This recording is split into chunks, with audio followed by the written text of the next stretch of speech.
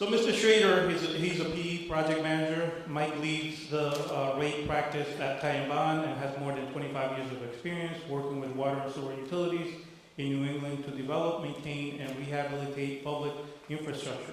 He has worked with numerous water and wastewater utilities to develop sustainable revenue programs through thoughtful and forward-thinking rate studies. Mike is the co-chair of the New England Water Works Utility Finance Committee and regularly presents at conferences and meetings to educate water and sewer utilities on rate setting best practices.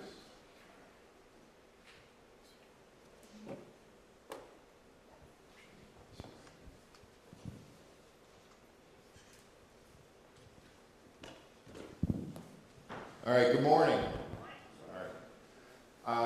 Like I said, I'm Mike Schrader, I'm with Ty & Bond, and this is a large part of what I do.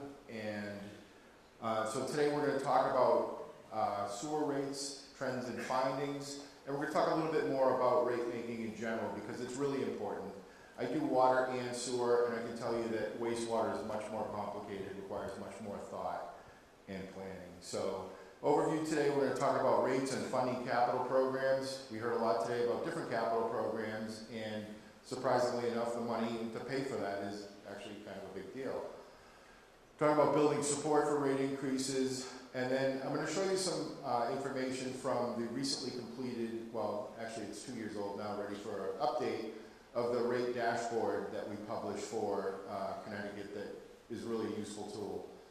So I'd like to talk a little bit about just the basics because I don't think everybody understands sometimes what goes into this and what you need to think about.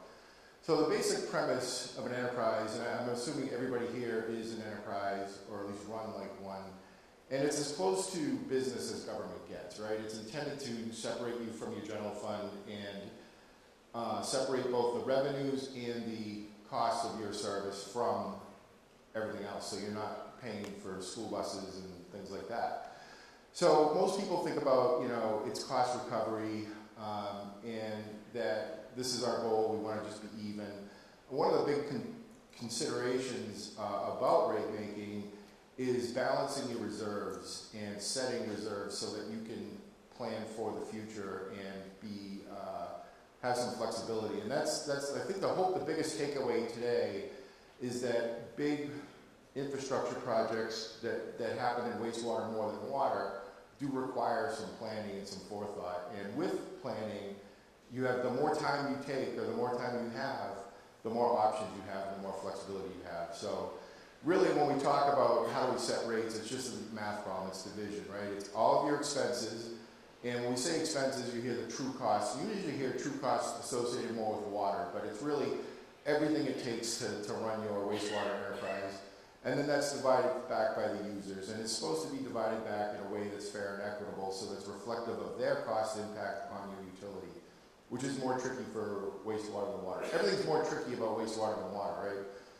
So, and there we get rates. So when we talk about expenses, what are you funding? What do you need to fund? It's really just three elements, no matter who you are or how you're set up.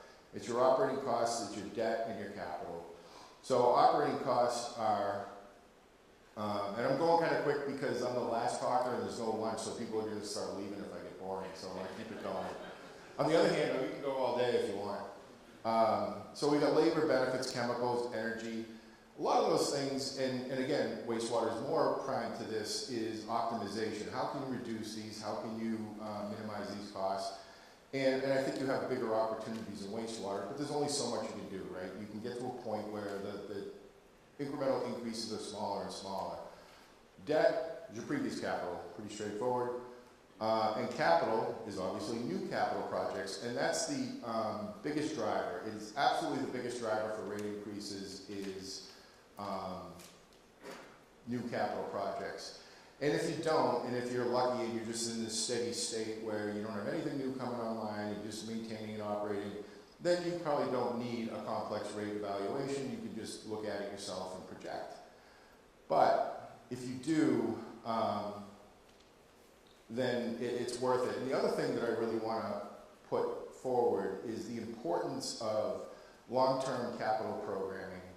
And I'm going to talk a little bit about that, and I added some of this stuff just last night because recent experience has just pointed that again and again is the importance of having your arms around everything and understanding what your liabilities are in terms of your assets and your systems.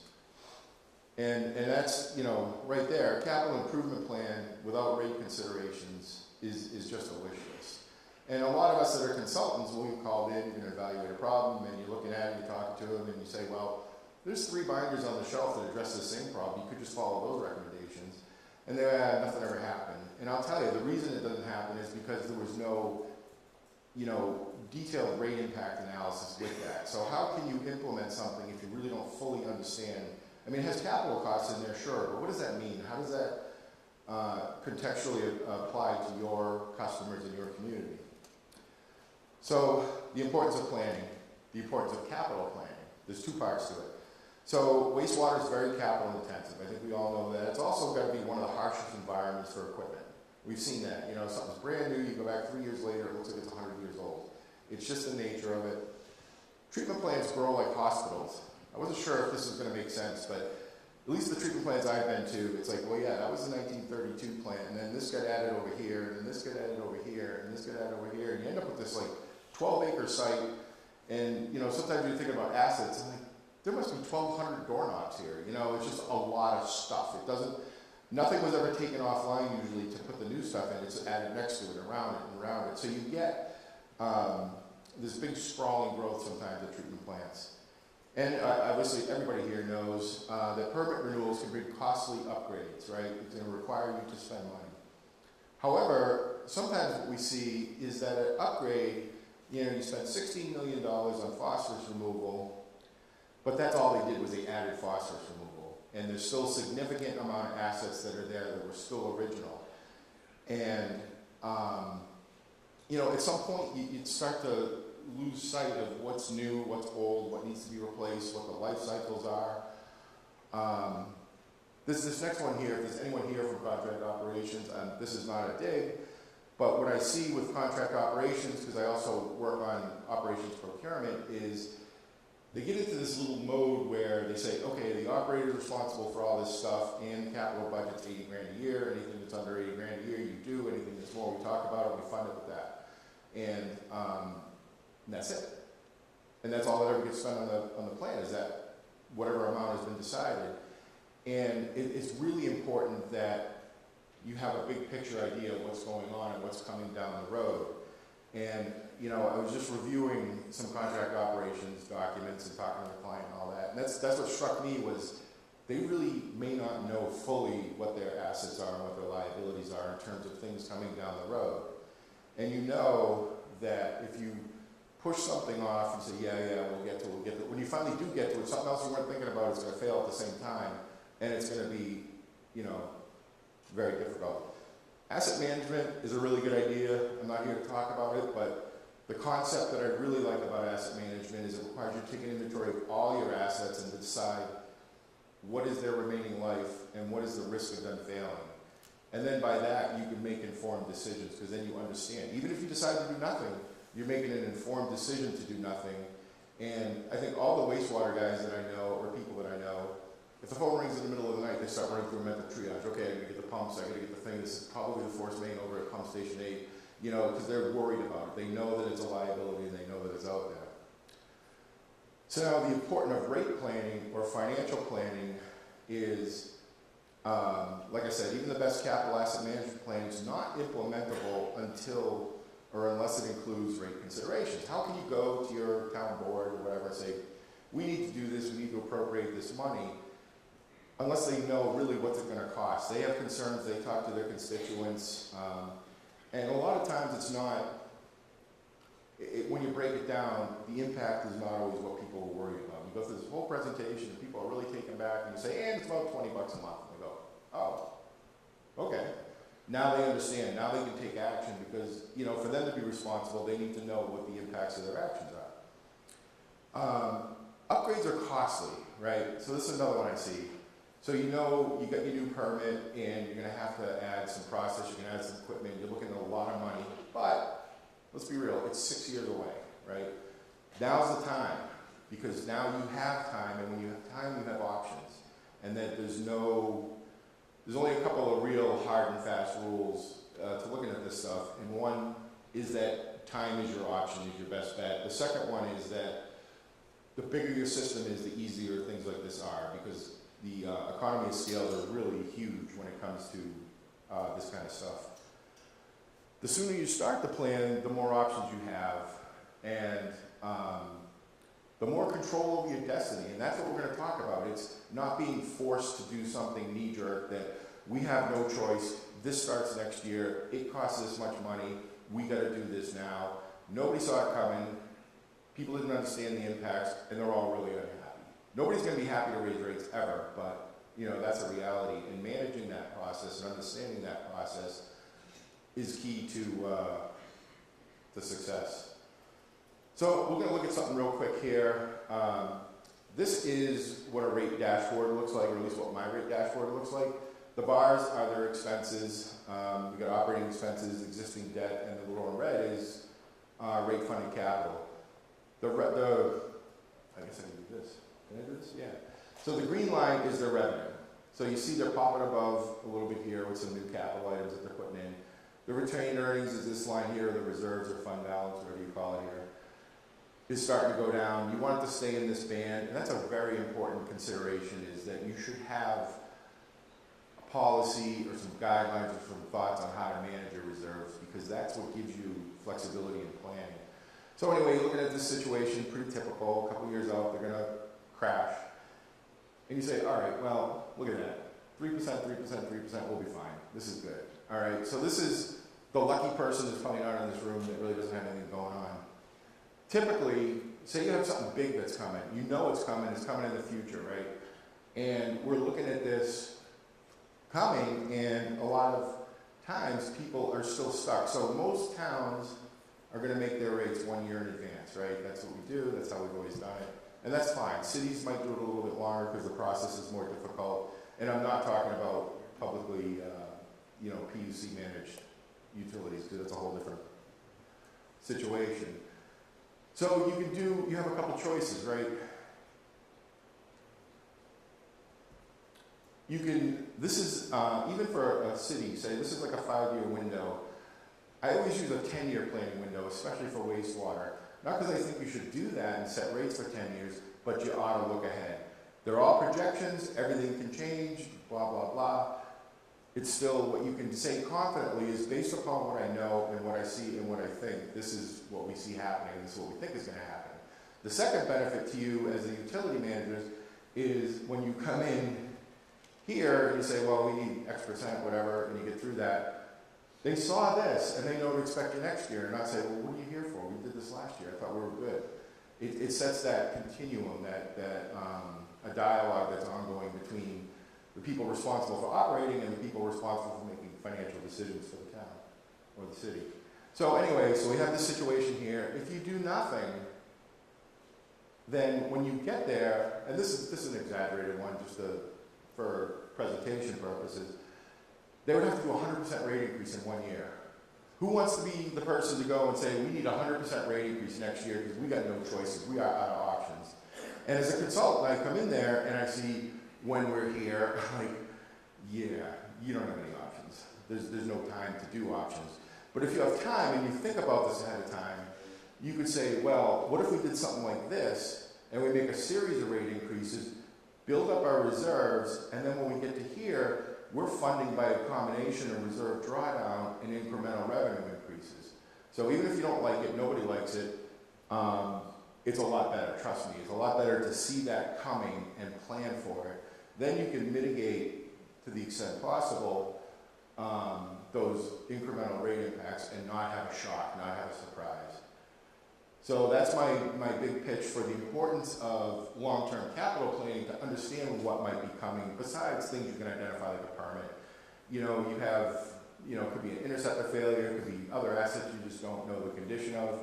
There's a lot of moving parts, and it's important to know what's going to jump out of the bushes at you.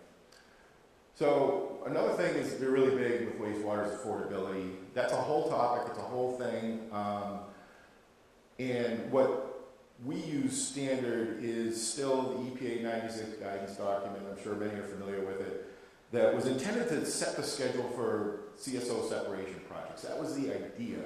The truth is, and I don't know if there's anybody from EPA here, for the most part, what I hear is they don't give a crap. You know, your indicator, it's like you're doing your body mass index thing, and it's like, oh, you're obese. Thanks. You know, it's not going to tell you much, and they go, oh, well, okay. So, but the existing standard is called the residential indicator, and it's really just the cost of your service divided by your median household income in the community, right? So that comes out to a number, and what the guidance document will tell you, if it's above 2% for either water or wastewater, that's considered a burden.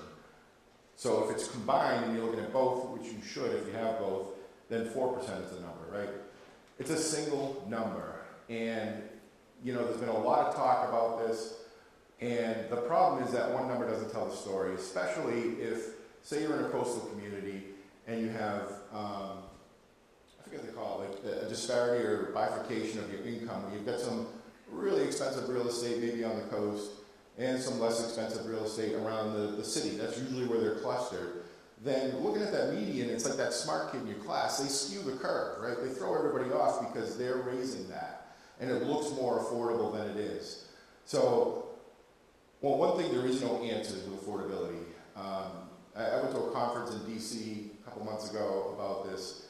All the experts say, I can tell you everything but whether it's affordable. You have to make that decision. I just wanted to say that there is a lot to it. There's discussion about new techniques. There's a whole lot of ways you can look at it. You can take census data, break it down into the census blocks in your GIS. You can take then your consumption from your water department, break that into the GIS, and you get a much better idea of exactly where impacts are. And there are ways to help address that. We don't have time to go into it here, but honestly, this whole topic is an area of frankly, a passion for me. It's something I fell into 5 or 6 years ago, and I really enjoyed doing it. So anybody here, you have permission to call me with any questions or thoughts or concerns, that kind of stuff. I'm always happy to talk about race and finance. But if you do, the other thing that happens is I'm doing one right now, an affordability analysis driven by a permit. And the first thing I ask is like, cool, who's the stakeholder here? Who's really driving this at your town? Because usually there's somebody that says, we have 852 people below the poverty level. That's the person I want to talk to because they're going to have the most passion from it. Because otherwise you can run through that exercise and come up with a number and go, But then, 2 years later it's in the paper, geez, we can't afford this. It's the most, it's like a vile thing that the town did. So again, it's something to think about ahead of time because then you can try to take measures to help mitigate that. None of them are particularly easy, but you can at least make informed decisions. So now I'm not watching the time, and it doesn't show my thing, so we're almost there. I want to look at the sewer rates that we've done, or the sewer rate survey, not to be confused with the study, that we do in Connecticut, and we've been doing it for 20 years. And it's designed to give people like you an ability to look and to compare and to evaluate, right? So having said all that, comparing rates is incredibly difficult. And it's just fraught with peril because people inevitably, they want to look at the town next door. Most communities, it's a larger community with smaller communities around it, and they say, well, geez, how come their rates are so much lower? Well, I don't know. What are they doing? Do they have a CSO, long-term control plan that they have to comply with? Do they have a new permit to deal with that they're spending all kinds of money on? Have they been maintaining their infrastructure all along and you've been doing nothing? Or have they been doing nothing and you've been doing everything? So there's a lot to it. It's really hard to compare. It's especially in wastewater, if you don't have a treatment plant, it's different. You're a bill payer, if you're a small community with a treatment plant, boy, that's a tough one because you don't have a lot of people to spread that over. And it can be really challenging. It depends on what kind of system you have, what kind of treatment you have, the age of your system. And, like we said, what drives rate increases? It is the need for capital. So looking back at what we've seen over the years since we've been doing this is the annual average cost for wastewater in Connecticut. For wastewater services, it's based on, I think, 100 cubic feet, which is more than most people use, but just for consistency, we keep using it. The good news is in the dashboard, you can play with all that. So one of the other things that impacts, and you think it's really just a water issue, is that water consumption is at its lowest rate since the 1970s, right? So that's still your engine for revenue because it's coming from metered water use. So if that goes down, your revenue goes down, right? But the truth is about both water and wastewater is your costs are essentially fixed. It's not that dependent on consumption. It doesn't, you know, sure it varies, certain things vary, chemicals and energy, but all in all, you can consider yourself just a fixed price utility, and that makes rate considerations even more important because you're slowly eroding your revenue. Sorry, I gotta point at that thing. Okay, so one thing that's pretty interesting, we also looked at, so I went back to our first one, was 2001, I looked at our most recent one, which is 2006, and that we had this data for, and this is really interesting, right? 51% of the people, or the utilities, were billing on an annual basis.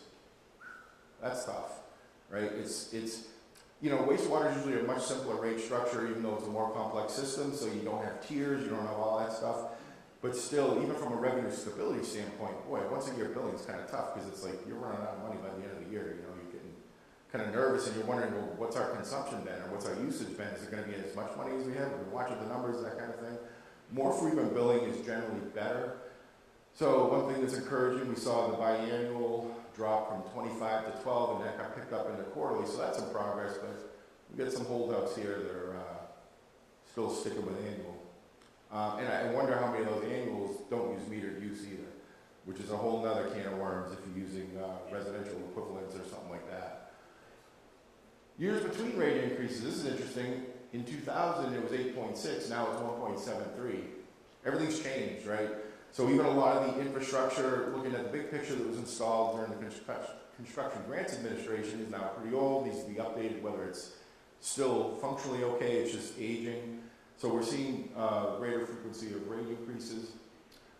So this is the new rate dashboard, and you know, I could have put a URL up there for it. You can find it on our website, or you can just Google Connecticut rate dashboard, and you'll find it. That's how I find it every time I look for it.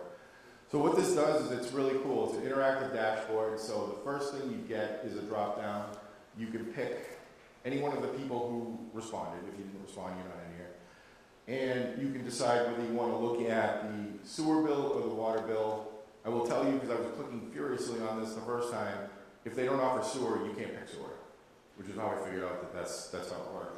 And they'll note here, you know, obviously these are wastewater, but they'll say whether they provide water and sewer, so you can look at water, you can look at sewer, or you look at water and sewer. Click, you go to that one, pick sewer, and then the first thing you see is, or the next thing you notice is that you can pick here your comparison group, right? So you click that down, I thought I had it in there. You can pick a whole bunch of stuff, people your size, saying ownership style, saying congressional district, or whatever that's worth, and you can understand what your peer group is.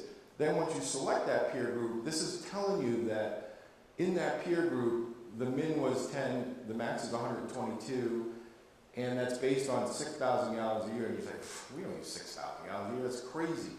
You can go here and you can slide this and it'll readjust it all. So that's kind of neat. And it's sort of subtle because you don't realize what it's telling you, but it's giving you the metric information that you want based on this peer group. So you can click a different peer group and see how you compare. They show you little dots of everybody that's in that comparison group. You can hover on those, click them, and go to that.